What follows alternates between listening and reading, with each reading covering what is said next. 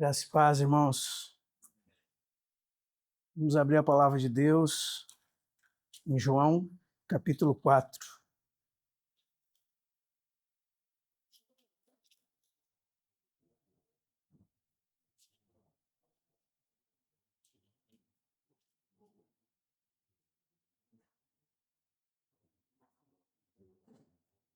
Deixe a sua Bíblia aberta em João, capítulo 4, por favor.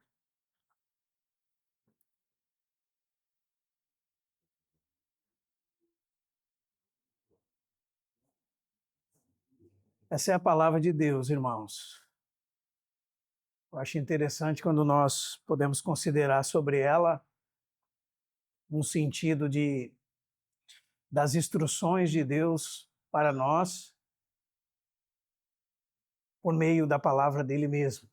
Por que é tão interessante isso? Porque muitas vezes nós estamos ocupados com as nossas opiniões, o que nós achamos, o que nos parece bem aos olhos, e colocamos esse olhar sobre a palavra de Deus, incluímos coisas na palavra de Deus. Começamos a considerar aquilo que deveria ser feito da parte de Deus, muitas vezes, ou aquilo que Deus deveria falar conosco. Quando nós entendemos verdadeiramente que não se separa Deus e a sua palavra, que a palavra é a palavra de Deus, e há dois pressupostos envolvidos nisso, que Deus existe e que Deus fala. Vamos estar lá em Hebreus capítulo 1, verso 1, por exemplo. Havendo Deus outrora falado muitas vezes e de muitas maneiras aos pais pelos profetas, isso fala da antiga dispensação, a partir da vinda do seu Filho, ele diz, nos últimos dias nos tem falado pelo seu Filho. Então Deus fala, e aqui está a palavra de Deus. A palavra de Deus é graça e verdade essencialmente. Depois, um passo a mais, a palavra de Deus é a expressão, quando o Filho de Deus se encarna, da graça e da verdade de Deus manifestas. Por isso que João 1 diz o verbo, no princípio era o verbo estava com Deus e o verbo era Deus, e o verso 14 diz, e o verbo se fez carne. Então a palavra tabernaculou entre os homens. A ideia de que armou a sua tenda entre os homens. A partir desse momento, em Cristo, nós temos a expressão da graça e da verdade de Deus manifestas. Depois, os apóstolos tiveram a autorização da parte do Senhor de registrarem os eventos da vida, dos ensinos e da obra de Jesus. E eles, então, fizeram o registro da expressão da graça e da verdade. E é bem interessante porque aí então, ao longo das eras, os pregadores fiéis, que cumprem aquilo que Paulo instruiu a Timóteo, 1 Timóteo capítulo 4, conjuro-te perante Deus e Cristo Jesus, que há de julgar vivos e mortos pela sua manifestação e seu reino, que tu pregue a palavra. Que palavra é essa? A palavra de Deus, registrada nas páginas das Sagradas Escrituras. E esse é o papel do pregador, pregar a palavra. Pregar a tempo e fora de tempo. E Paulo disse que haveria um tempo que já não suportariam a sã doutrina, mas como que tendo coceiras nos ouvidos, fariam mestres para si mesmos conforme as suas próprias cobiças e deixariam de ouvir as verdades e se entregariam às fábulas. Não é isso, irmãos? Então, essa próxima fase da palavra que o pregador faz parte é a fase da exposição da palavra. Como diz o Salmo 119, 130, a exposição das tuas palavras iluminam a alma e dá sabedoria aos simples. Então, o pregador fiel é aquele que prega aquilo que está escrito. E o que acontece? Agora o Espírito Santo refala essa mesma palavra. São as mesmas palavras de Jesus. E são os mesmos ensinos de Jesus. E a mesma vida de Jesus sendo transmitida por meio da exposição da sua palavra, que é, segundo Efésios capítulo 6, a espada Do que, irmãos? Do Espírito. Essa é a espada do Espírito. Essa é a poderosa palavra de Deus, como diz Hebreus 4:12, viva, eficaz, que é mais penetrante do que a espada de dois gumes e é apta para discernir os pensamentos, intenções do coração, não é assim? Apta para dividir alma, espírito, juntas e medulas, que discerne as intenções do coração do homem, que não há nenhuma criatura que não seja exposta na sua presença. E você vê que o autor aos Hebreus faz esse intercâmbio entre Deus, sua personalidade, seu ser, e sua palavra. Porque ele fala da palavra de Deus que é viva, e depois ele fala que não há nenhuma criatura que não seja revelada na sua presença, mas todas as coisas estão nuas e patentes diante daquele que ele é Deus, a quem havemos de dar contas. Então, quando a palavra de Deus é pregada, os corações são expostos pela palavra de Deus, pelo Espírito de Deus. Eu falo isso, irmãos, porque muitas vezes o que acontece é que numa reunião cristã, aquele que vai trazer a mensagem fica dando ideias de si mesmo a respeito das coisas e não tem nenhum proveito. Ou fica tentando adivinhar a vida dos outros. Não é? E muitas vezes essas premonições ou adivinhações são chamadas de profecia. Mas quando nós lemos lá em 1 Coríntios 14, que Paulo desejaria que todos profetizassem, Paulo está falando da pregação do Evangelho, da pregação da palavra. A palavra sendo exposta.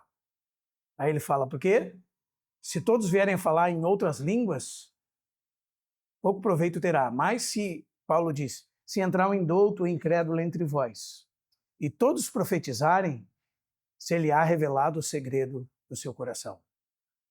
E ele dirá, verdadeiramente Deus está entre vós. Então, irmãos, a presença de Deus no meio do seu povo, ela é certificada pela palavra de Deus. Se a palavra de Deus é pregada, então, em nome de Cristo, com fidelidade, o Espírito Santo tem caminho nos corações para fazer sua obra. Então, nós não precisamos inventar a roda. Precisamos ler a palavra de Deus, explicar a palavra de Deus e aplicar aos nossos corações. Mais que isso, precisamos orar para que o Espírito Santo de Deus traga de volta a vida que Ele mesmo soprou sobre essa palavra. Amém? Então vamos abrir a palavra de Deus em João capítulo 4, nessa dependência do Senhor.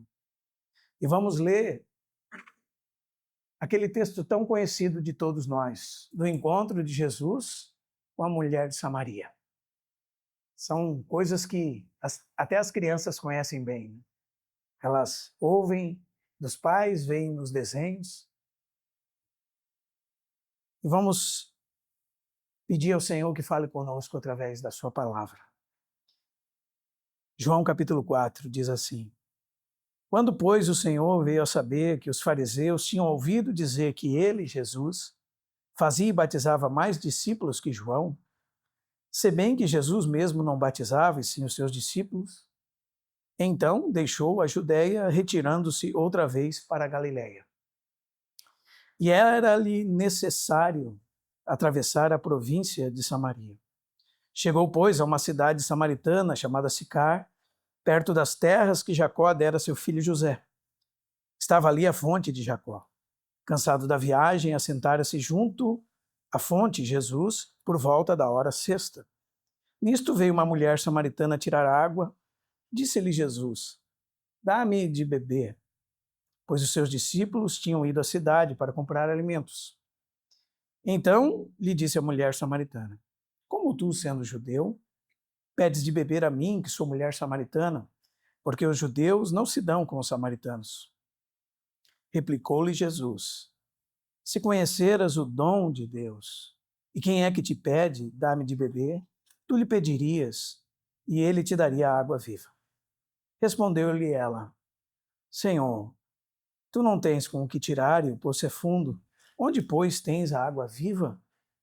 És porventura maior do que Jacó, o nosso pai, que nos deu o poço, do qual ele mesmo bebeu, e bem assim seus filhos e seu gado. Afirmou-lhes Jesus: quem beber dessa água tornará a ter sede. Aquele, porém, que beber da água que eu lhe der, nunca mais terá sede. Pelo contrário, a água que eu lhe der será nele uma fonte a jorrar para a vida eterna. Disse-lhe a mulher: Senhor, dá-me dessa água para que eu não mais tenha sede, nem precise vir aqui buscá-la. Disse-lhe Jesus: vai, chama o teu marido e vem cá. Ao que lhe respondeu a mulher: não tenho marido. Replicou-lhe Jesus: bem disseste, não tenho marido, porque 5 maridos já tiveste, e esse que agora tens não é teu marido. Isso disseste com verdade. Senhor, disse a mulher, vejo que tu és profeta. Nossos pais adoravam nesse monte. Vós, entretanto, dizeis que é em Jerusalém que é o lugar onde se deve adorar. Disse-lhe Jesus: mulher, podes crer-me, que a hora vem, quando nem neste monte, nem em Jerusalém adorareis ao Pai. Vós adorais o que não conheceis, nós adoramos o que conhecemos, porque a salvação vem dos judeus. Mas vem a hora, e já chegou, em que os verdadeiros adoradores adorarão ao Pai em espírito e em verdade, porque são estes que o Pai procura para seus adoradores. Deus é espírito, e importa que os seus adoradores o adorem em espírito e em verdade. Eu sei, respondeu a mulher, que há de vir o Messias chamado Cristo. Quando ele vier, nos anunciará todas as coisas. Disse-lhe Jesus: eu o sou, eu que falo contigo. Neste ponto, chegaram os seus discípulos e se admiraram que estivesse falando com uma mulher. Todavia, nenhum lhe disse: que perguntas? Ou por que falas com ela? Quanto à mulher, deixou o seu cântaro, foi à cidade e disse àqueles homens: vinde comigo e vede um homem que me disse tudo quanto tenho feito. Será este, porventura, o Cristo? Saíram, pois, da cidade e vieram ter com ele. Até aqui, irmãos. Vamos orar.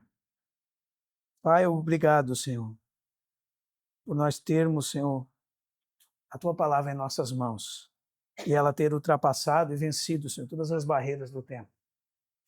Como o Senhor prometeu, que toda a carne é como a erva e sua glória como flor da erva e que ela passa, mas que a Tua palavra permanece para sempre.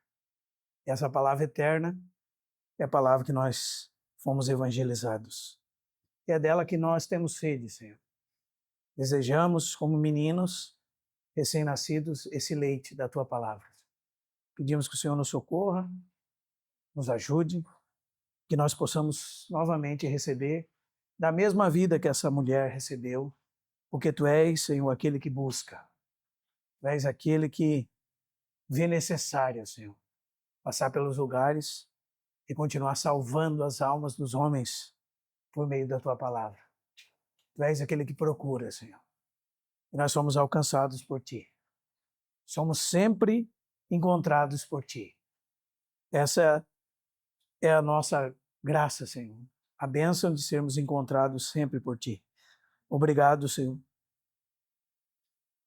por Tu ser esse tipo de Deus. Fala conosco através da Tua palavra, Senhor.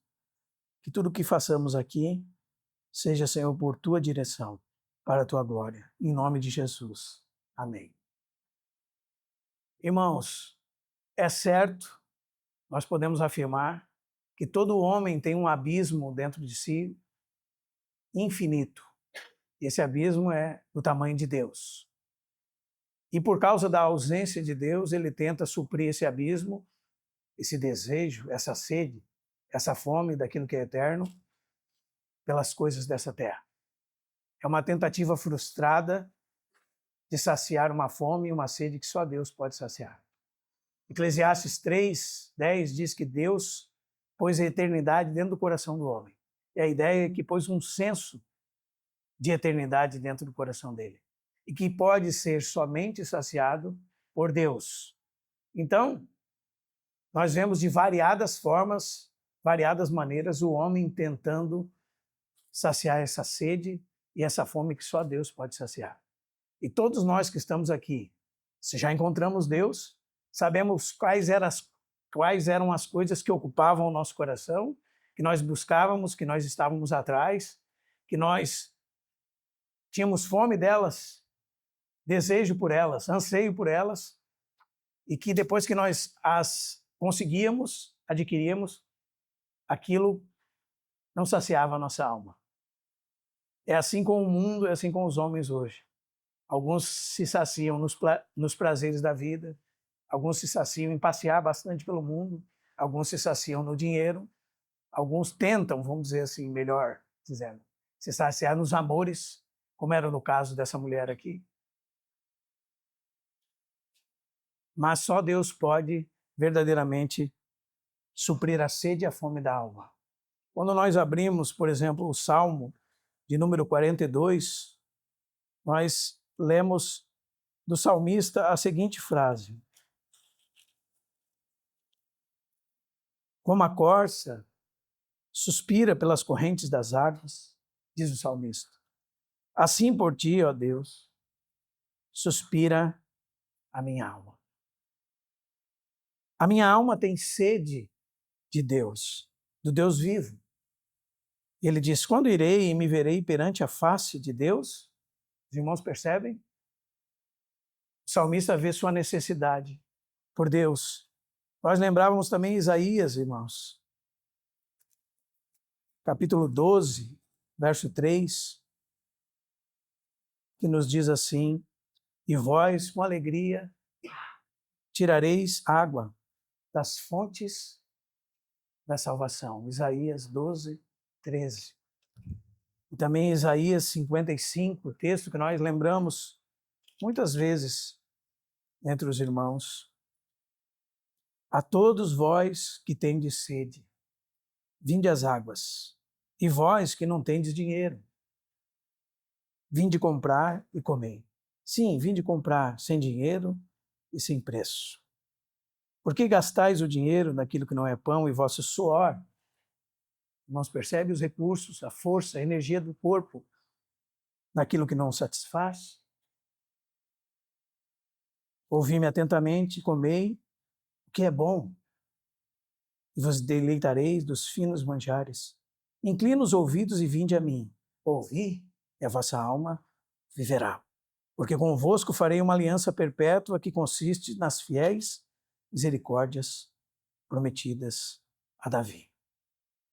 Quando nós abrimos em Jeremias, capítulo 2, verso 13, Deus denuncia aquela nação de que haviam abandonado Deus, a fonte da água viva, e feito para si mesmo cisternas que não suportavam segurar as águas, cisternas rotas de águas mortas.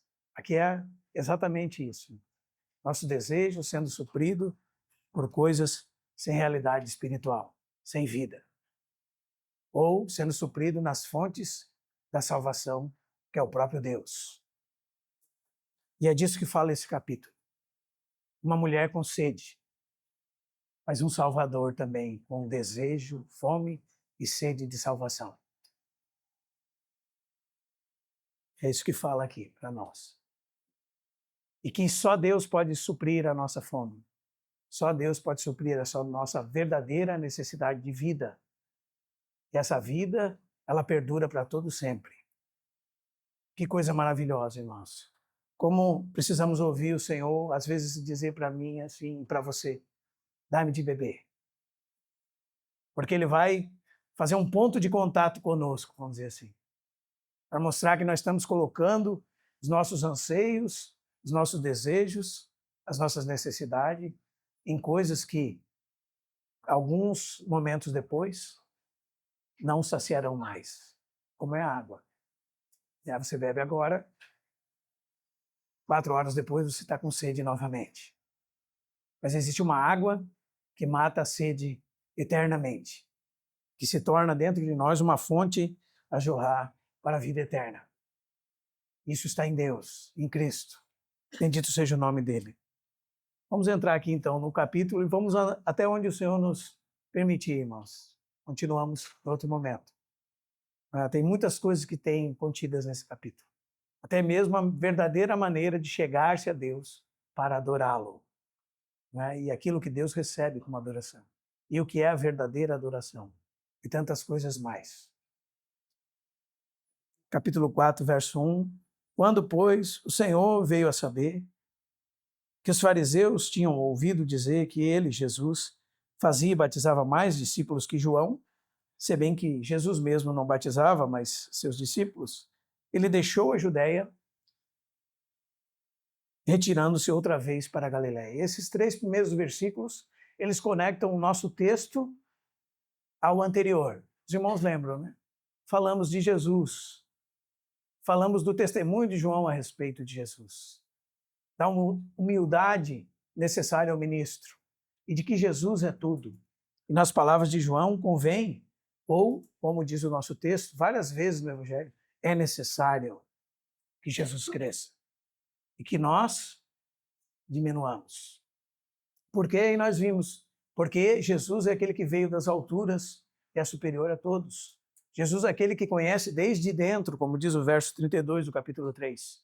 Ele testifica aquilo que tem visto e ouvido. Né? Jesus é aquele que, nele você pode certificar de que Deus é verdadeiro. Jesus é aquele que recebeu o Espírito em sua plenitude. Jesus é aquele que o Pai ama. E Jesus é aquele que a todas as coisas foram confiadas nas suas mãos. Esse é o nosso grande Salvador e Senhor, Jesus Cristo. Ele está acima de todos e é sobre todos. Mas perceba o que nós aprendemos no versículo 1, irmãos. Nós aprendemos que esse Jesus, que estava em Jerusalém durante a festa da Páscoa, fez muitos sinais e muitos vieram a crer nele. Né? E às vezes um crê até mesmo artificial, porque o texto do capítulo 2 diz que ele conhecia os corações dos homens. Né? Esse Jesus que teve a conversa com aquele homem chamado Nicodemos, e que conhecia o coração daquele religioso que não era salvo, esse Jesus, que era sobre todos e o Salvador de todos, ele está no momento de sobreposição do seu ministério com o ministério de João. E os fariseus estavam preocupados com aqueles grupos de discípulos, tanto de João como de Jesus. E Jesus estava fazendo mais discípulos que João Batista, e batizando mais, e o texto nos dá esse adendo, né? Se bem que Jesus mesmo não batizava, mas por ordem dele, os seus discípulos batizavam. O que nós aprendemos aqui, irmãos? O Senhor Jesus percebe uma controvérsia, uma indisposição, alguém levantando questão sobre quem é maior, quem que está acima do outro. E Jesus faz o quê? Sai de cena. Ele estava pregando na Judéia, fazendo muitos milagres, e isso diferenciava o ministério de Jesus do de João Batista, porque João não fazia milagres, mas Jesus fazia muitos milagres. E eles levantam uma questão sobre quem é maior, ele ou João, não é assim? Já antes, no capítulo anterior. E agora chega aos ouvidos dos fariseus, aqueles homens que mais tarde vão levar Jesus à morte por inveja. E Jesus está fazendo mais discípulos que João. O que Jesus faz? Jesus levanta contenda, Jesus causa algum problema? Não, Jesus faz o quê? Sai da Judéia em direção à Galiléia. Primeiro, ele sabia que ainda não era a sua hora. E por muitas vezes ele escapou deles de o matarem. Às vezes de maneira natural, como aqui, e até mesmo milagrosamente, como aconteceu certa vez na Galiléia, onde ele passou no meio deles, sem que nenhum deles o visse. Porque ainda não era chegada a sua hora. Então, nós aprendemos muito com Jesus, né? Porque, infelizmente, às vezes temos inveja uns dos outros. Queremos até mesmo estar servindo ao Senhor como o outro irmão está servindo. Queremos ser melhores uns que os outros. Queremos que o nosso trabalho no Senhor sobressaia aos outros. Vemos alguém sendo bem-sucedido naquilo que faz para o Senhor, ficamos com inveja. Precisamos aprender com Jesus. A fazer o quê? Sair de cena. Não importa, irmãos. Importa que Cristo apareça. Essa é a lição para nós. Importa que Ele seja visto. Importa que Ele seja lembrado. Os irmãos estão entendendo, irmãos? E esse é um movimento que antecede ou pré-anuncia o que vai acontecer em Atos 1:8, como eu lembrava os irmãos. Jesus está em Jerusalém, Judeia, agora vai passar por Samaria, não é assim? O que ele disse aos discípulos em Atos? Ficai em Jerusalém até que do alto sejais revestidos de poder, sereis minhas testemunhas em Jerusalém, na Judeia, em Samaria e até os confins da terra. Não é assim? Bendito seja o Senhor que nós possamos aprender com o ministério de Jesus, para que nós verdadeiramente possamos avançar do centro até a circunferência no que diz respeito ao testemunho do Senhor. Ganhar primeiro as pessoas que estão ao nosso redor, para se assim o Senhor quiser e alagar nosso coração, possamos um dia ser enviados até os confins da terra. Mas se não ganhamos nem aqueles que são os mais próximos e queridos de nós, como vamos salvar o mundo?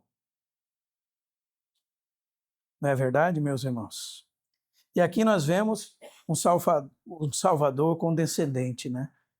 Verso 4 diz assim: e era-lhe necessário atravessar a província de Samaria. Primeiro porque era o caminho mais curto, como muitos historiadores relatam. Era o caminho mais curto. Jerusalém estava aqui, a Galileia aqui, Samaria no meio. Mas muitos judeus, para não terem nenhum contato com os samaritanos, ou iam contornar por um lado ou por outro lado, e fazer um caminho diferente, para não passar ali. Mas para Jesus é diferente, irmãos. Essa palavra necessário aqui é uma palavra bem importante para nós. Porque na vista de Deus, aos olhos de Deus, esse é um encontro que não poderia faltar. De um homem solitário com uma mulher solitária. Esse encontro já estava marcado já. Desde a eternidade. Desde os dias eternos. Esse encontro estava marcado. Então Jesus não poderia deixar de passar por ali. Porque ele é um Salvador que busca o perdido. Ele veio para salvar e buscar o que havia se perdido, como diz Lucas 19, verso 10. Esse é o tipo de Deus. Por isso que depois, irmãos, às vezes a gente pensa na questão da adoração, e nós lemos o texto que o Pai procura os verdadeiros adoradores, nós pensamos já em termos cristãos, não é assim? Entre os cristãos, o Pai procura os verdadeiros adoradores. Não, o Pai procura. O Pai estava à procura dela. Por quê? Ainda com todas as suas dificuldades, sendo talvez alguém que nós colocaríamos no final da fila, sem dúvida nenhuma, Deus sabia que ali estava uma verdadeira adoradora, que se tornaria uma verdadeira adoradora. E Deus estava à procura dela. John Stott usa uma figura interessante para falar sobre Deus nos procurando. Ele fala que Deus é como o cão de caça do céu.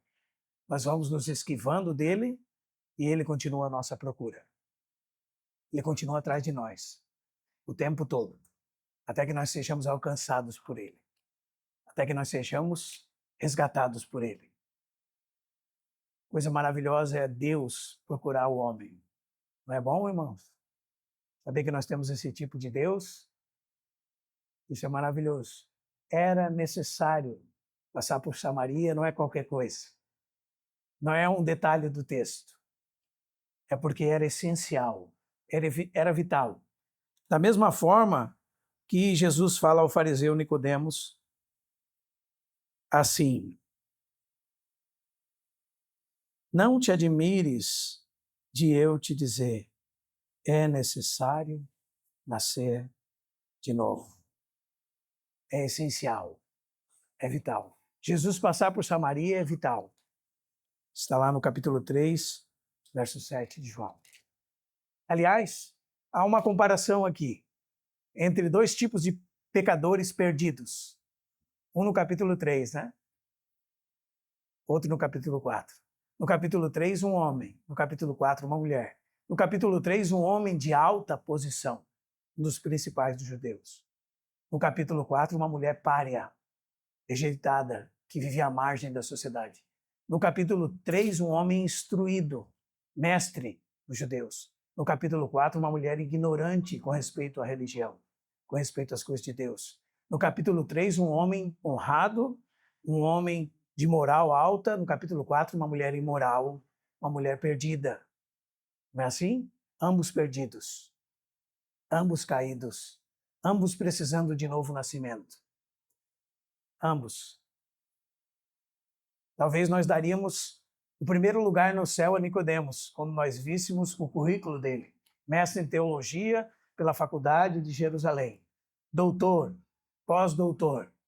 E é essa mulher, o que diríamos? Essa é uma pária, alguém que vive à margem da sociedade, uma prostituta, uma pessoa que dorme com muitos homens, uma mulher da vida. Interessante, né, irmãos? Interessante ter uma pessoa que aos nossos olhos estaria nessa condição, sendo resgatada por Cristo.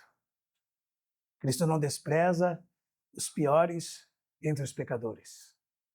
Essa pode ser a nossa história, quando nós nos colocamos no lugar certo. Porque normalmente, o último lugar que nós nos colocaríamos é o de sermos samaritanos. É o da mulher que está aqui. Não é verdade, irmãos? Às vezes nós olhamos para uma pessoa que tem 2 ou 3 casamentos e nós pensamos que não há mais salvação para ela. Não é assim? Ou para uma prostituta, para uma mulher da vida, ou para um assassino, ou para alguém que estuprou uma criança. Pense nos pecados piores que você possa imaginar. Deus pode salvar o homem completamente. Deus pode tirar qualquer homem dessa condição. Muitas vezes o que nos atrapalha de vir ao Senhor é a nossa falta de percepção de quem nós verdadeiramente somos. Quando nós chegamos perto da luz, cada vez mais nós vamos ver a nossa miséria. E que nós não somos melhores do que ninguém. Não é assim? O apóstolo Paulo entendeu bem isso, né, irmãos? Sempre lembramos dele, na sua trajetória de fé, começar dizendo que ele era o menor dos apóstolos. 1 Coríntios 15, 9 e 10. Depois, em Efésios 3, 9, ele diz: a mim, o menor de todos os santos. E 1 Timóteo 1, 15, ele diz: a mim, dos pecadores, o principal. Aliás, ele diz: fiel é esta palavra e digna de toda aceitação, que Cristo Jesus veio ao mundo para salvar os pecadores, dos quais eu sou o principal. Os irmãos percebem? Onde Paulo se colocaria na história aqui? Sem dúvida nenhuma, daquele que foi encontrado por Cristo, perdido, num charco de lama. Não é verdade, irmãos? Era-lhe necessário passar por Samaria, porque ele é esse tipo de Deus condescendente, tipo de Deus que busca para poder salvar, e salvar completamente. E o verso 5 diz: chegou, pois, a uma cidade samaritana chamada Sicar, ou Siquém, né? Na época, o dado está lá em Gênesis 33, terras que Jacó comprou, terras que ficavam próximos aos 2 montes, Ebal e Gerezim. Havia um vale no meio deles, os irmãos lembram desses 2 montes, né? O monte da bênção e o monte da maldição. Próximo dessas terras havia uma aldeia de samaritanos chamada Sicar. Perto das terras que Jacó dera a seu filho José. Estava ali a fonte de Jacó. Aliás, lá existe uma igreja ortodoxa. Diz que você pode pegar a água daquele poço e jogar. Quando você joga a água, você tem que esperar ela chegar no fundo, porque o poço tem 43 metros de profundidade. E ao redor daquele poço foi construída uma catedral. Todos sabem onde é que é esse lugar, até hoje. E todos conhecem a desavença que havia entre os samaritanos e os judeus. E Jesus está quebrando essas coisas. Está quebrando a parede de inimizade, né? Como diz depois em Efésios. Porque os samaritanos para os judeus eram piores que os gentios. Porque eles deturparam a verdadeira religião e misturaram a verdadeira religião. Desde o tempo em que Salomão morreu e o reinado ficou para o seu filho, que com mão forte causou dano ao povo e que dividiu o povo entre dois reinos, o reino do norte, composto por 10 tribos, e o reino do sul. O reino do norte, a partir daquele momento, se chamava Israel e as tribos de Israel, e o reino do sul, Judá, que era composto de Judá e Benjamim. E esse rei do reino do norte fez 2 bezerros de ouro e começou a dizer ao povo que não era mais necessário ir a Jerusalém adorar, né? E que eles tinham que ficar ali. Mais tarde, depois do exílio babilônico, quando o povo remanescente voltou, os samaritanos estavam lá. Antes disso, os assírios haviam tomado as 10 tribos no norte e levaram cativas. Deixaram só os mendigos, os aleijados, os pobres, e levaram cativas as 10 tribos. E trouxeram povos estrangeiros e estranhos, com deuses estranhos. E criaram um sincretismo religioso naquela região inteira. Era a prática deles comum. Quando eles dominavam outros povos, eles faziam essa mistura para que os povos não voltassem a se rebelar contra eles. Então traziam pessoas de fora, casavam entre aquelas tribos que estavam ali, os remanescentes daquelas tribos, ensinavam a cultuar os seus deuses. Quando eles voltaram do exílio babilônico, Judá e Benjamim, eles começaram a edificar o templo do Senhor e os samaritanos estavam lá, queriam ajudar a edificar e não foram aceitos. Mais tarde, um templo foi erigido em Gerezim, bem grande. As ruínas dele estão lá no Monte Gerezim até hoje. Aliás, os samaritanos existem até hoje. Eles acreditam nos 5 primeiros livros da Bíblia somente. Isso nos ajuda a entender esse texto aqui. Tem muitas razões. Até os divórcios daquela mulher. O fato de Jesus ser o profeta nesse texto também, entre outras coisas. E depois que eles voltaram, foram expulsos, não foram aceitos para ajudar, criaram sua própria adoração, criaram o seu lugar de adoração, diziam até mesmo que Isaac, ou aquela tentativa de Abraão de sacrificar Isaac, tinha sido no Monte Gerizim. Criaram isso para desviar a adoração de Jerusalém para outro lugar, para que o povo não voltasse para Jerusalém. Por isso tudo, aliás, e também depois, 145 a.C., um general judeu foi a Samaria e destruiu o templo dos samaritanos.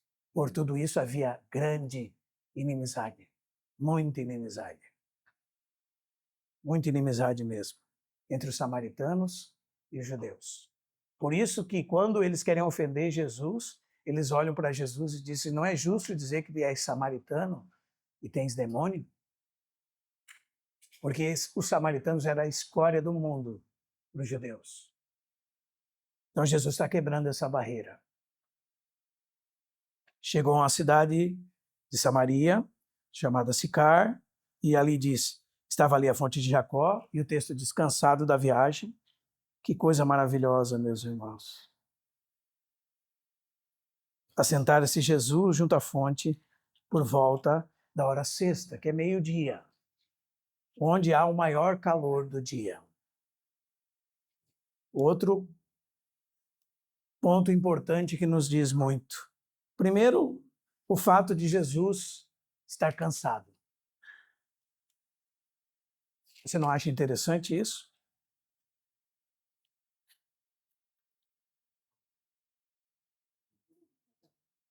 Hebreus 4,15 diz, porque não temos um sumo sacerdote que não possa compadecer-se das nossas fraquezas. Antes foi ele tentado em todas as coisas, a nossa semelhança, porém, sem pecado. Jesus é homem como nós, exceto no pecado. Ele é capaz de se identificar conosco em todas as coisas, porque é homem. E pode ser mediador entre Deus e os homens, porque é 100% homem, 100% Deus. 100% Deus, 100% homem. Totalmente semelhante a nós, excetuando no pecado. Então ele conhece as nossas fragilidades, conhece as nossas fraquezas, conhece as nossas doenças, conhece as nossas debilidades. Ele pode e fez isso, tomou o nosso lugar. Era um homem de dores, que sabe o que é padecer. Um homem que foi o aflito e ferido de Deus e oprimido por causa de nós.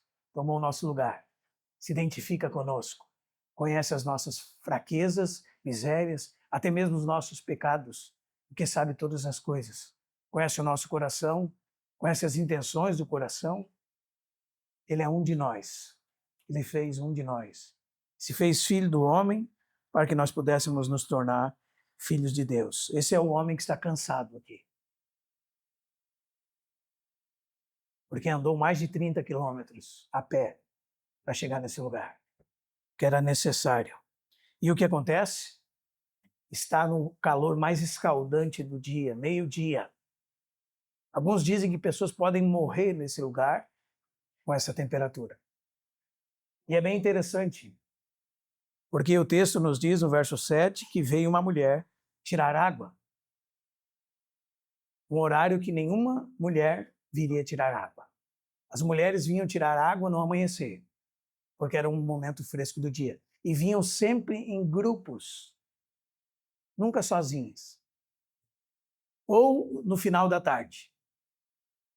Ela vem meio-dia, ela vem sozinha. Aliás, esse poço é mais longe de Sicar e tem outros poços mais perto de Sicar. Mas ela passa pelos outros poços e vem até esse aqui. Porque ela é uma mulher desprezada. É uma mulher que ninguém quer andar perto. É uma mulher que pode ser apedrejada pelas outras mulheres. É uma mulher que nenhuma mulher quer ver em sua companhia. Por isso, esses detalhes estão aqui. Por isso ela vem meio-dia. Porque qualquer outra mulher poderia acusá-la publicamente. Por isso ela está aqui sozinha, no maior calor do dia, com o cântaro nas mãos. E Jesus nos ensina, irmãos, que toda alma para Ele é preciosa. Até a mais desprezada e rejeitada entre elas, para Ele é preciosa. Isto é bom e agradável diante de Deus, nosso Salvador, diz 1 Timóteo capítulo 2, verso 3. O 4 diz, o qual deseja, anseia, tem fome disso, que os homens sejam salvos e cheguem ao pleno conhecimento da verdade. Porquanto há um só Deus e um só mediador entre Deus e os homens, Cristo Jesus, homem, o qual se deu a si mesmo em resgate por todos. Testemunho que se deve prestar em tempos oportunos. Deus deseja a salvação dela. E Deus a ganhará para Ele mesmo. O texto diz, verso 8, pois seus discípulos tinham ido à cidade para comprar alimentos. E aqui, no verso 9, Jesus começa um ponto de contato com ela. Jesus nos ensina a evangelizar. É um Deus pronto a atender. E ele começa com esse assunto que está na sua mente, né? Ela andou quilômetros, talvez, mais de 1 quilômetro da cidade até aqui, pensando na sua necessidade diária de água. Não é, irmãos? É isso que está ocupando o coração dela. E essa é a porta de entrada, essa é a alça da mente dela, da alma dela. Esse é o ponto de contato entre ele e ela. Veja como Jesus nos ensina, né, irmãos? Às vezes nós encontramos alguém e nós queremos falar das coisas insondáveis de Deus, de assuntos pesados, teológicos. Nós não temos a sabedoria de nos envolver com as pessoas conforme a sua necessidade, não temos a palavra certa, para o momento certo, para alcançar a alça da mente delas. Jesus é diferente. Jesus conhece a necessidade, Jesus é capaz de entrar com a palavra certa, no momento certo, e fazer um ponto de contato. Para ela é só água, para ele é a salvação da alma dela. Para ela é uma necessidade corriqueira, para ele é a necessidade eterna dela, da vida dela. A sede dela não é a sede só por água, é a sede por Ele, por Deus. Ela só não sabe. Como é que nós vamos fazer isso? Como é que nós vamos nos envolver com as almas dos homens e pegar eles no mais profundo do seu coração? Começando por aquilo que eles mesmos estão buscando e fazendo a conexão com aquilo que verdadeiramente precisa.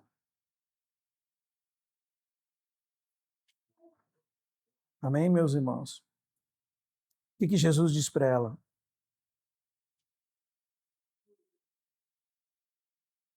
Dá-me de beber. Verso 7.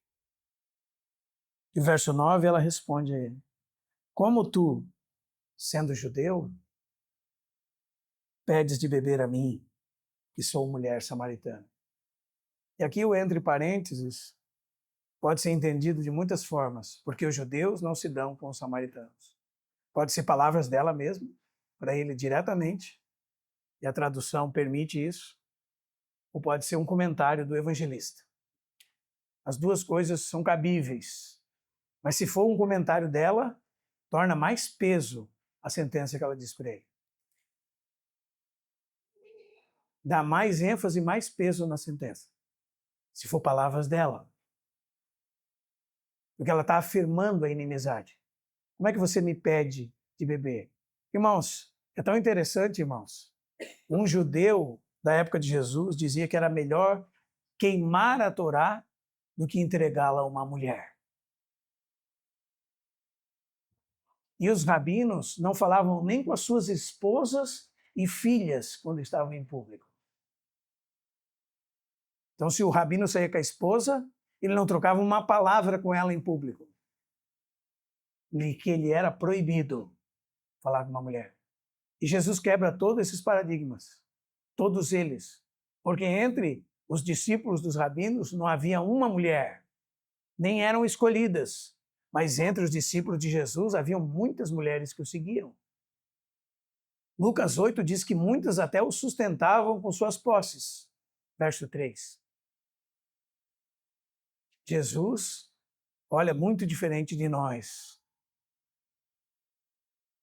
Jesus tem discípulas, pessoas que o seguem. E aqui o texto diz a frase, porque os judeus não se dão com os samaritanos, a ideia é que os judeus não comem do mesmo copo, bebem no mesmo copo, não comem no mesmo prato, não usam os mesmos utensílios, não usam as mesmas roupas, nem mesmo tocam nelas. Então, como ele, sendo um judeu, vai beber água na mesma jarra que ela bebe água.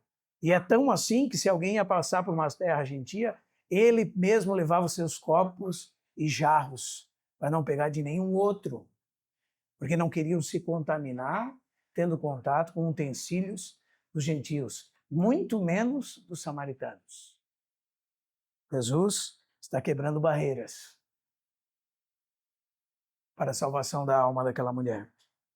Esse é Jesus. Bendito seja o seu nome. Ele é um Deus condescendente.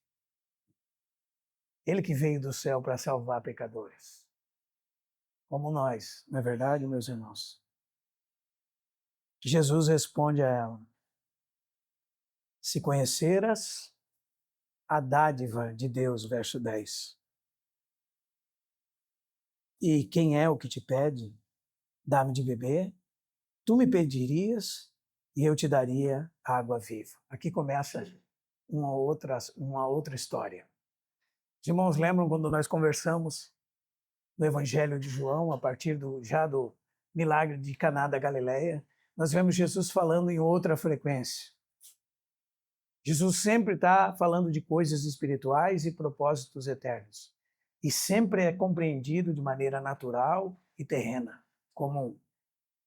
Não é assim? Isso já começa quando ele usa aquela frase que nós lembrávamos, irmãos, enigmática, com Maria: que tenho eu contigo? Ainda não é chegada a minha hora. Os homens pensam nas coisas naturais, nas coisas dos homens. O pecado fez com que os seus olhos fixassem nas coisas que estão somente diante dos seus olhos. No Evangelho de João, nós temos o Filho de Deus levando os homens ao propósito eterno de Deus para suas vidas nele mesmo, Cristo Jesus, através da sua vida, morte e ressurreição. Ele sempre está falando de coisas eternas. Sempre está falando de coisas que não mudam. A água dele é diferente da água dela. A água dele é espiritual. Aquela água dela é só uma pequena figura da verdadeira água. A necessidade dela é só para apontar a verdadeira necessidade momentânea dela, de água, de comida, é só para apontar a verdadeira necessidade dela, que é a necessidade de ser suprida por Deus completamente. E ele é o presente que Deus dá, Filho de Deus. É a dádiva de Deus. É nele que estão todos os tesouros de Deus. É nele que está a própria vida. Ele é a própria vida. E a vida é a luz dos homens. Ele é dado aos homens para a sua satisfação plena.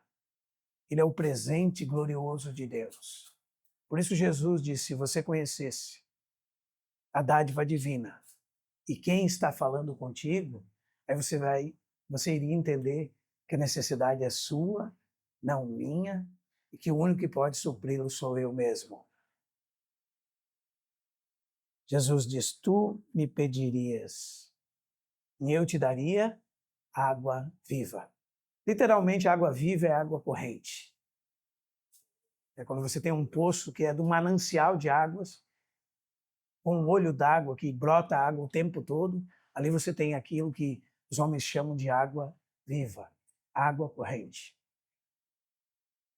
Mas aqui Jesus está falando de outra água, uma água espiritual, a única que pode suprir a verdadeira sede e fome do homem.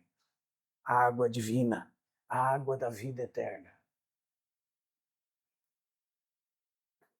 E ela continua falando em termos naturais com Jesus. Irmãos, e tudo aqui é áspero.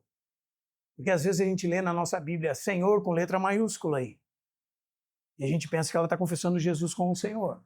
Mas ela está falando, por exemplo, aqui nós chamamos o Klaus ou o irmão Klaus, né? Se o Klaus é atendido por alguém estranho, como é que ele vai chamar você, irmão? O senhor deseja entrar aqui? Mas não, ela não está confessando Jesus como Senhor. Isso não aconteceu ainda. Não é? Ela nem se deu conta das suas misérias e pecados ainda. Isso vai acontecer logo mais adiante. Ela está sendo somente falando de uma forma formal com Cristo. Senhor, tu não tens com que tirar. E o poço é fundo, como eu disse, 43 metros. Onde, pois, está a água viva? E ela segue, você é maior que Jacó? És porventura maior que Jacó? Vocês sabem essa resposta, irmãos? Não só que Jacó, maior que Abraão, como está lá no capítulo 8, antes que Abraão fosse, eu sou. Ele é maior do que todos, como nós já vimos. Né? Mas sabe o que é interessante, irmãos? Muitas vezes, quando nós estamos falando do Senhor, as pessoas já têm seus referenciais. E às vezes são até religiosos. Não é assim? As pessoas já têm seus imãs, seus iluminados, aqueles que são referência na sua vida.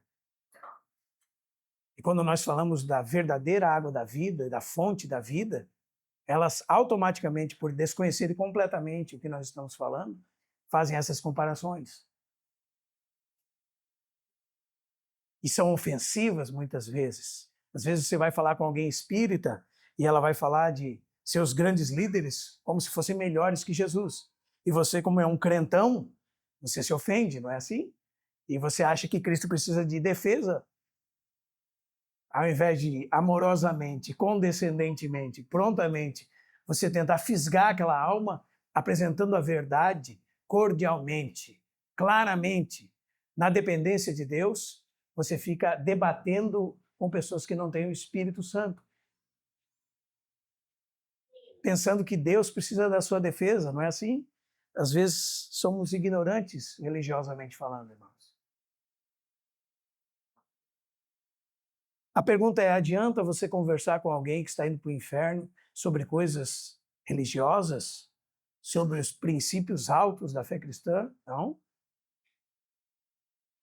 Você precisa entrar no coração, alcançar o ponto de contato da alma, suportar as ofensas e comparações indignas, muitas vezes, né? Se manter firme no propósito para alcançar um coração, uma mente para o Senhor.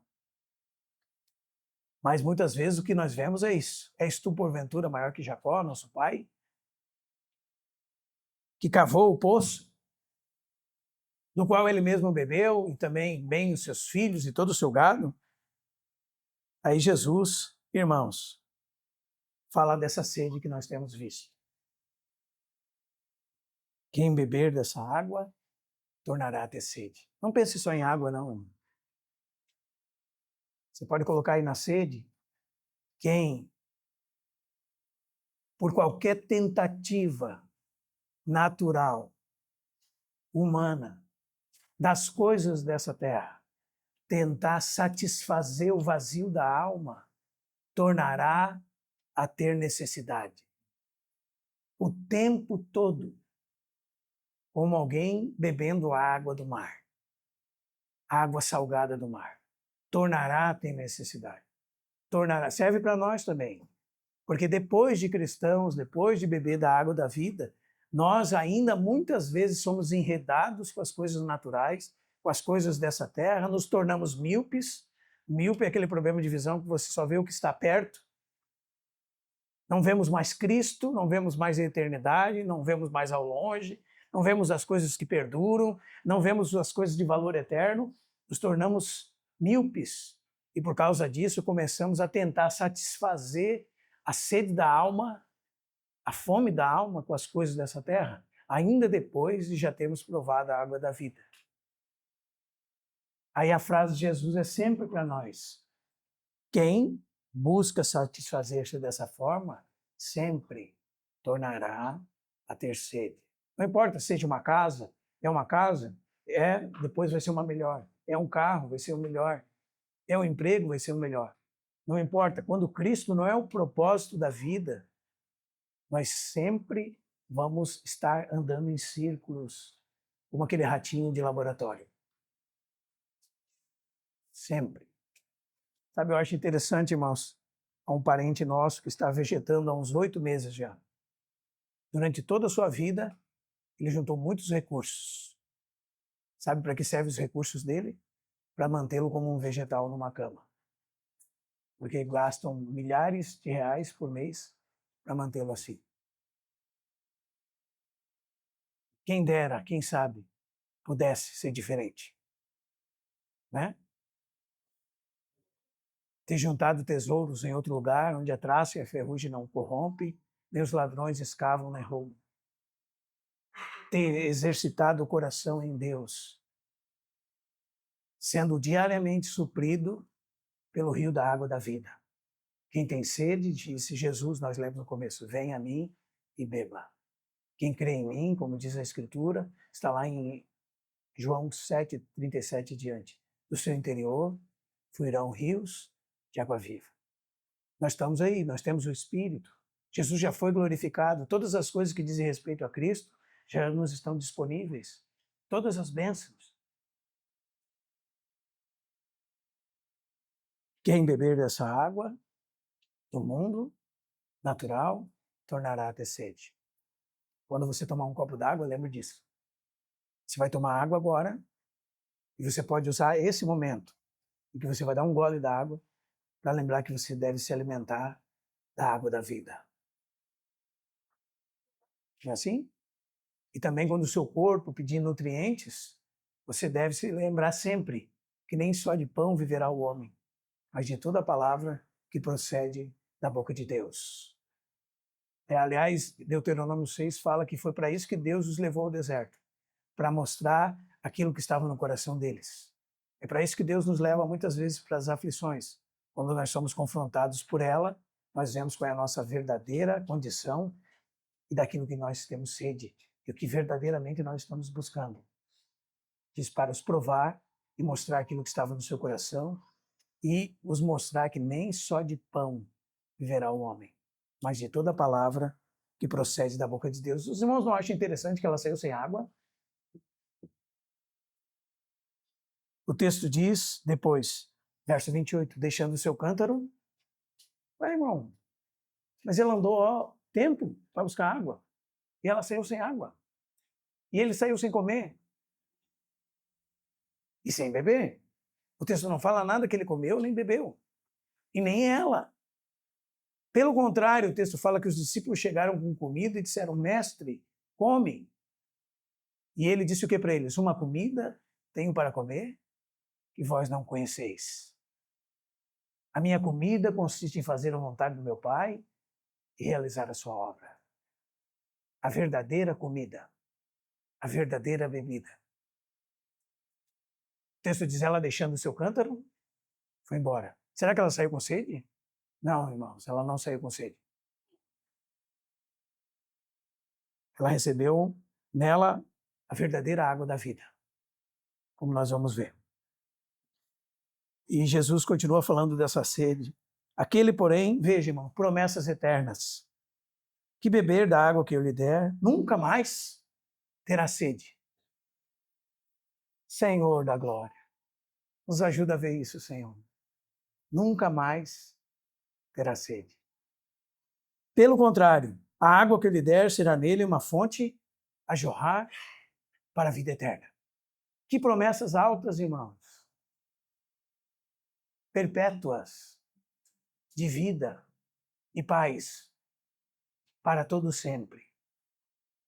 Jamais terá sede. Jamais terá fome. Está totalmente satisfeito, totalmente suprido. Cristo é a única coisa que satisfaz o coração completamente. Não há outra coisa. Quem dele se alimenta, por ele vive. E ele satisfaz completamente o coração. E é por isso que ele disse para buscarmos ele, né, de todo o coração. E ele disse, e serei achado de vós, diz o Senhor. Buscar-me-eis e me encontrareis quando me buscardes de todo o vosso coração. E nós vamos ver como isso tem a ver com adorar em espírito e em verdade. De coração contrito e quebrantado. De todo o coração. Em espírito e em realidade. Alma suprida, eternamente suprida. Apesar ou independente das circunstâncias momentâneas, que pode ser muito, mas não mais de 70 anos, momentâneas da vida presente. Por isso que Paulo pode dizer que a sua pequena e momentânea tribulação produz nele peso de glória muito mais sobreexcelente do que qualquer outra coisa. Não é? Promessas eternas. Aí ela diz, Senhor, dai-me. E ela ainda pensa, será que não é uma aposentadoria? Porque daí agora não preciso mais buscar. Se existe uma água desse jeito, todos os dias eu tenho que vir no calor escaldante do meio-dia buscá-la. Dai-me dessa água, para que eu não tenha mais sede, nem precise ir buscar. E agora começa, irmãos. O Deus que revela os corações dos homens. O texto diz, e tem muita coisa aqui. O que ele diz? Vai, chama o teu marido e vem cá. Agora sim, chegou a hora de mostrar a condição do coração. Os irmãos lembram, irmãos? Não sei como os irmãos imaginam isso, mas parece que na presença de Deus, quando Deus está fazendo algo, comunicando-se conosco de alguma maneira, às vezes até sem palavras, há muita convicção da nossa real condição. Nós somos como que confrontados com a realidade do nosso coração, na presença de Deus. Isso aconteceu, por exemplo, no capítulo 8 de João, quando alguns levam uma mulher pega em adultério aos pés de Jesus, dizem, essa mulher foi pega em adultério, a lei de Moisés diz que ela deve ser apedrejada, tu o que dizes? Interessante, irmãos. Não há nenhum registro do que ele escreveu no chão, só hipóteses. Mas alguma coisa acontece enquanto ele escreve no chão. E o texto diz, e todos eles, desde o menor até o maior, acusados pela própria consciência, vão se retirando, um após o outro. Então, na presença de Deus, nossas consciências são reavivadas. E para as nossas consciências é demonstrado a realidade da nossa condição. E qual é a porta de entrada disso para ela? A porta de entrada disso para ela é entrar no assunto que ela daria a sua própria vida para fugir dele. Vai, chama o teu marido e vem aqui. E ela tenta fugir rapidamente. Porque ela responde a Jesus, não tenho marido. É como se ela dissesse para ele, vamos trocar de assunto. Não dá para entrar por aí, não. É como se ele tirasse a roupa dela. Ela fosse apresentada na sua nudez diante da palavra de Deus. Na sua real condição. As feridas estavam escondidas e como ele é um bom médico, ele precisa tirar as faixas das feridas para mostrar as feridas, para curar as feridas, para salvar. Mas ele precisa mostrar as feridas. E não tem jeito, irmãos. Ele sempre faz isso. Esse é o método de Deus. Ele apresenta, através da exposição das suas palavras, a realidade da nossa condição. E ela não é boa. A condição do homem não é agradável. A condição do homem é leprosa. É uma condição caída, maligna. E com todo o amor, esse é o movimento dele, ele vai expor o coração dela. Diz, realmente, você falou a verdade. Porque 5 maridos você já teve. E o que você tem agora não é seu marido. E ele enfatiza isso. Isso dissesse com verdade.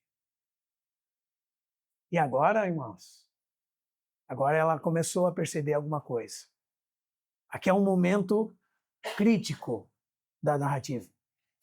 Aqui é aquele momento que a gente chama de chave, né? Onde nós encontramos o problema no seu ápice, o ponto nevrálgico da história. Esse é o momento aqui. E Jesus sempre resolve esse problema na narrativa, porque ele está se apresentando a ela. Irmãos, se você pensar, tirando os discípulos, essa é a maior narrativa dos evangelhos de Jesus em uma conversa com alguém. E é esta mulher que está em conversa com ele. E não somente isso. Para uma gentia e samaritana, Jesus nunca disse a nenhum gentio que ele era o Cristo, o Messias. Ele diz com a boca dele para ela que ele é o Cristo, o Filho de Deus. Ele diz, eu sou eu o que falo contigo. Então há muita importância nesse relato aqui, dele buscando salvar e resgatar aquilo que havia sido perdido. E ele está interessado nos piores dos pecadores e pode transformá-los completamente. Mas para isso o método de Deus é sempre apresentar qual é a realidade do coração do homem. Isso é falar a verdade. Esse é o Espírito de Deus. 5 maridos tivesses. Aqui está aonde tu estás tentando saciar a tua sede. Em questões sexuais. onde tu está tentando encontrar identidade e realmente encontrar um objetivo de vida. Mas nenhum deles vai te saciar.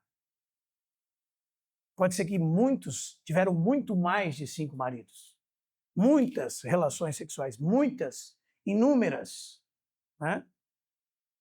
E para nós, essas pessoas são párias mesmo, pessoas marginais, desprezadas, pessoas que não têm valor nenhum para nós. Para Cristo, não. Cristo está interessado por elas. Só que Cristo não negocia a realidade, irmãos. Cristo não diz assim, tudo bem, continue fazendo o que você está fazendo, ainda que seja pecado, ainda que seja terrível, continue nesse caminho. Não, Jesus não faz isso. Jesus mostra a realidade. E para salvar precisa mostrar a realidade. Por isso que daí ela diz, vejo que és profeta. Ainda que haja uma tentativa de trocar de assunto, não trocou de assunto, irmãos. Nós vamos seguindo em outra semana vendo que, na verdade, há totalmente conexão com o assunto, porque vai começar a tratar de adoração. E para abrir a porta da adoração, precisa existir salvação, precisa existir reconhecimento de pecado, precisa existir arrependimento, precisa existir fé em Deus. E para ter fé em Deus e arrependimento, precisa ser demonstrado qual é a realidade do coração do homem. E é isso que Jesus está fazendo com ela. Para aí mostrar que ele é capaz de salvá-la. Os irmãos estão me entendendo, irmãos? E Jesus continua fazendo isso, irmãos. Sabe, às vezes alguns irmãos entendem errado essas coisas aqui. E por isso que eu comecei pregando, irmãos, falando que nós estamos falando a palavra de Deus. Se for palavra de Deus, não precisamos inventar. Não precisamos ficar orando para tentar adivinhar o que o fulano fez em sua vida pregressa para expor ele diante dos homens. Não precisamos fazer isso. Nós não temos autorização de Deus para fazer isso. Não temos. A palavra de Deus, pregada por meio do Espírito de Deus, é quem revela a condição do coração humano. Então o pregador está pregando a palavra. E chega uma hora que ele vai ter que explicar para as pessoas as palavras de Jesus. Irmãos, Jesus chegou para essa mulher e disse, chama o teu marido.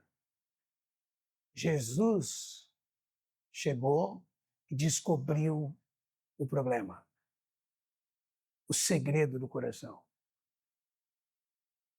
E ao explicar isso, Jesus, porque é isso que acontece, irmãos, como está no livro de Atos, que continua a fazer e a ensinar, continua expondo, por meio da sua palavra, os segredos dos corações.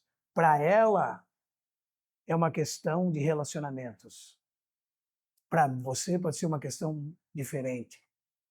Mas, sem dúvida, Jesus continua revelando os segredos dos corações. E nós tentamos fugir, como ela tenta fugir, por todos os lados. Lembra que nós falamos na terça-feira dos caminhos que nós tentamos usar quando somos confrontados pela palavra de Deus? Nós tentamos uma obediência seletiva.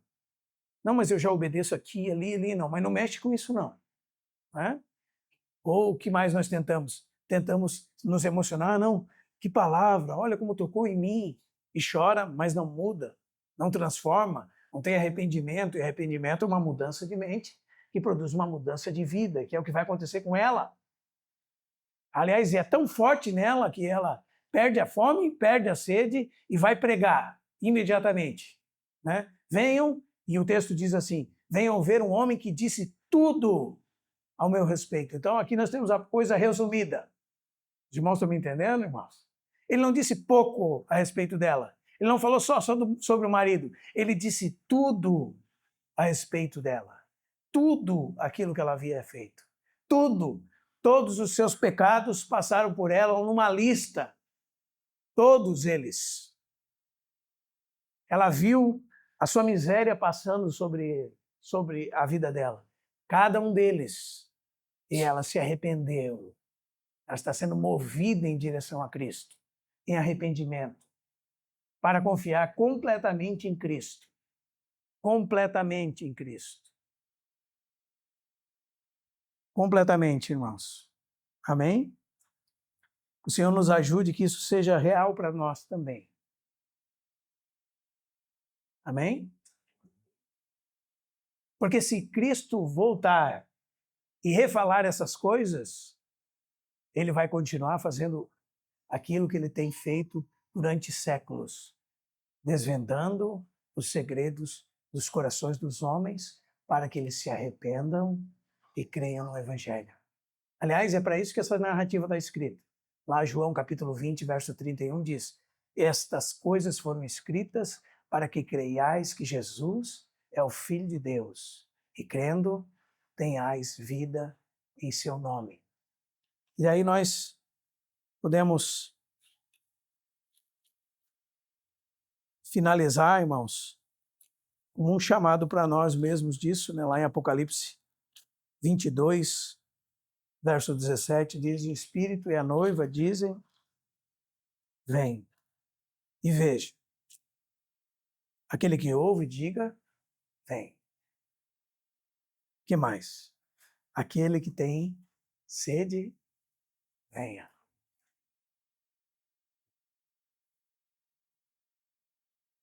Vinde beber das fontes da salvação. Venha. Que coisa maravilhosa. E quem quiser, quem pedir, porque não foi o que ele disse para ela? Se conheceres o dom de Deus, quem fala contigo, tu me... E olha a prontidão de Jesus, irmãos. Tu me pediria e eu te sonegaria a água? Tu me pediria, eu te daria.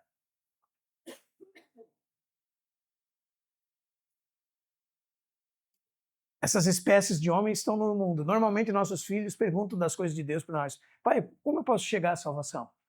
Mas a grande maioria não, irmãos.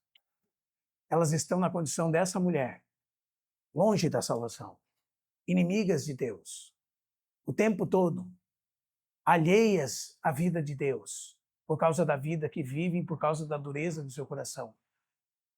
E nós precisamos encontrar essas pontes nos corações.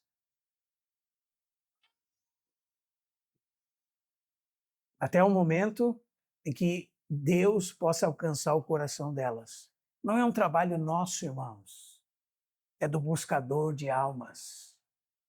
É do pastor que veio do céu para resgatar e salvar o que havia perdido. Nós somos pequenos instrumentos, se disponíveis a Ele, para fazer a oferta da salvação.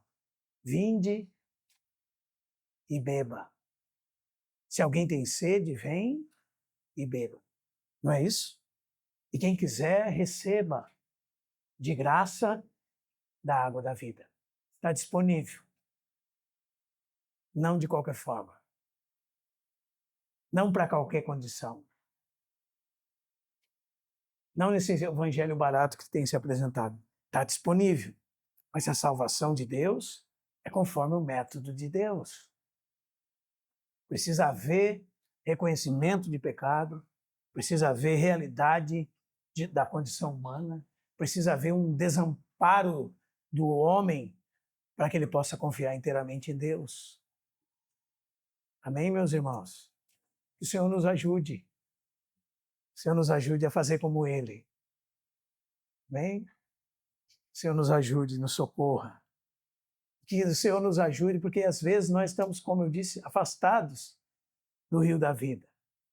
Então nós produzimos, como os israelitas, cisternas rotas para nós mesmos, que não retêm águas. Esse povo se afastou de mim, a fonte da água viva. Não é que não seja assim conosco ainda depois de conhecermos o Senhor. O Senhor está disponível. Irmãos, estarmos aqui hoje é uma prova irrefutável de que o Senhor está disponível. Que Ele é a fonte da água da vida. Não é verdade, irmãos? É uma forma,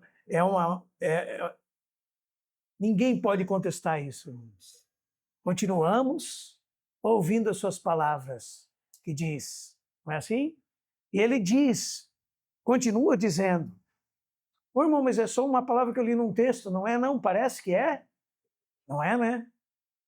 A gente ouve aquilo voltar ao coração, ecoar no coração. Não é assim? Está abandonado, sozinho, aflito, o Senhor diz, nunca te deixarei, jamais te abandonarei. Que me poderá fazer o homem? Não é? Vinde a mim e beba, eu estou disponível. Pedi e dar-se-vos-á. Buscai e achareis. Batei e abrir-se-vos-á. Aquele que pede, recebe. Aquele que busca, encontra. E aquele que bate, a porta se abre.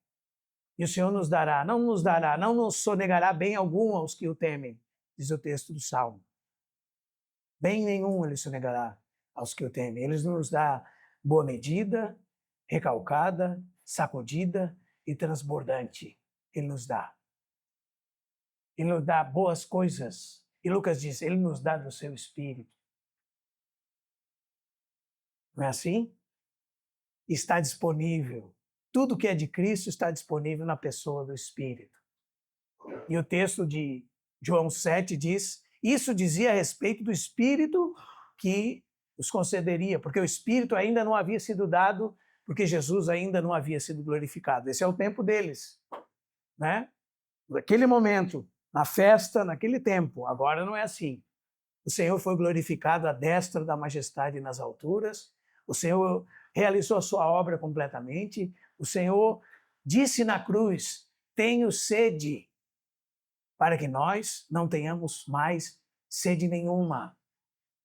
O Senhor está entronizado à destra de Deus, de lá ele enviou o seu Espírito. E no Espírito estão todas as coisas que dizem respeito a ele. Toda a sua humanidade, todas as suas perfeições, toda a sua beleza, todos os seus dons, todas as suas dádivas, todo o seu serviço.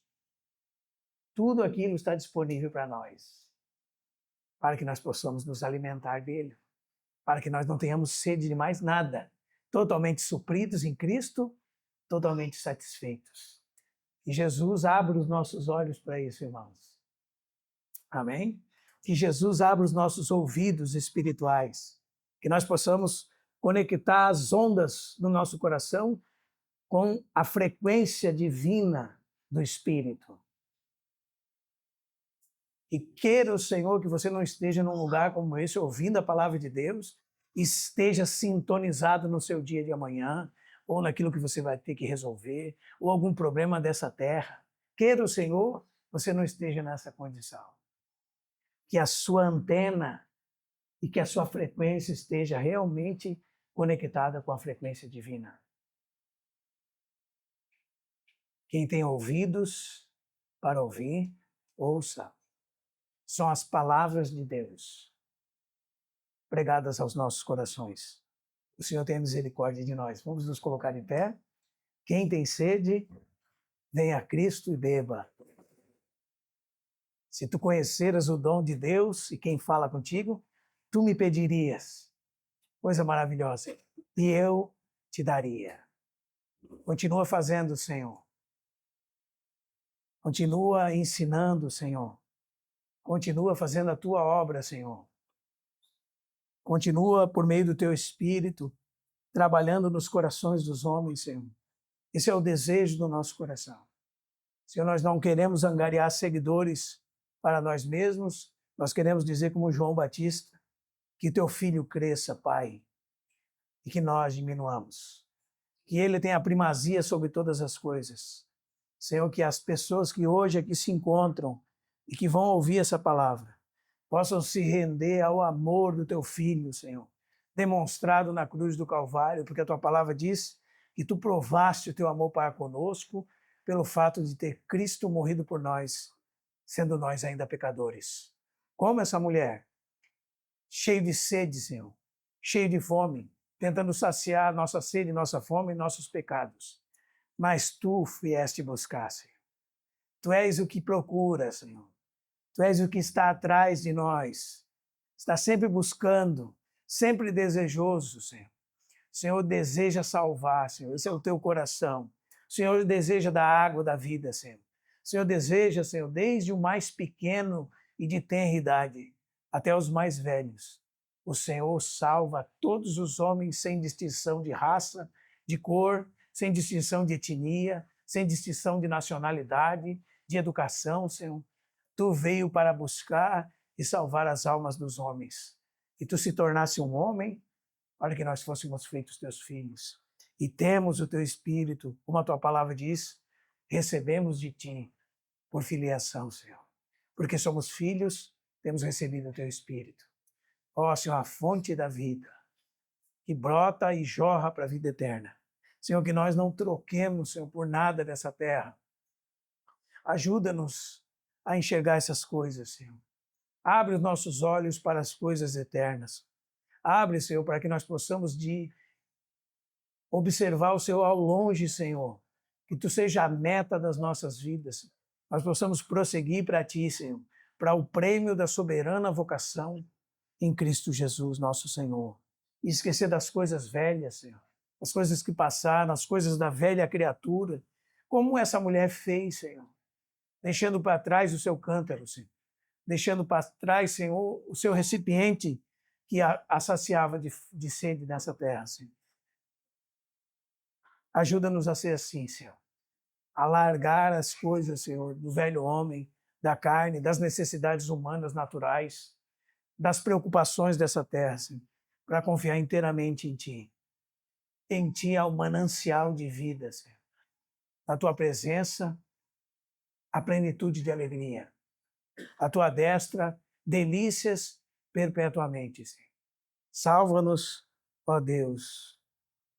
Faz resplandecer o Teu rosto sobre nós e seremos salvos.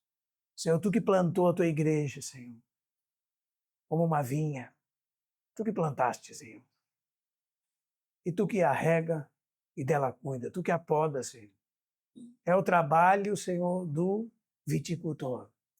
Nós somos as Tuas varas, Senhor. Os Teus ramos. Senhor, que o Senhor possa alcançar para Ti, Senhor, frutos do penoso trabalho da Tua alma nas nossas vidas. Nós oramos a Ti agradecidos, Senhor, no precioso nome do Teu Filho Jesus. Amém. Amém, irmãos.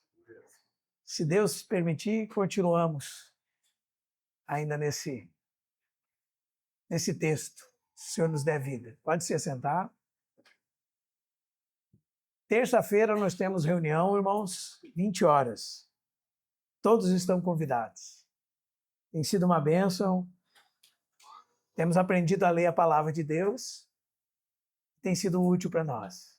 Graças ao Senhor. Sexta-feira nós temos reunião de oração. Nessa sexta tivemos a presença de muitos irmãos. Foi muito bom. É bom orarmos juntos. Tem sido uma bênção. E domingo que vem é o nosso Partir do Pão. É o segundo domingo do mês, hoje é o primeiro, né? Se Deus quiser, estaremos juntos.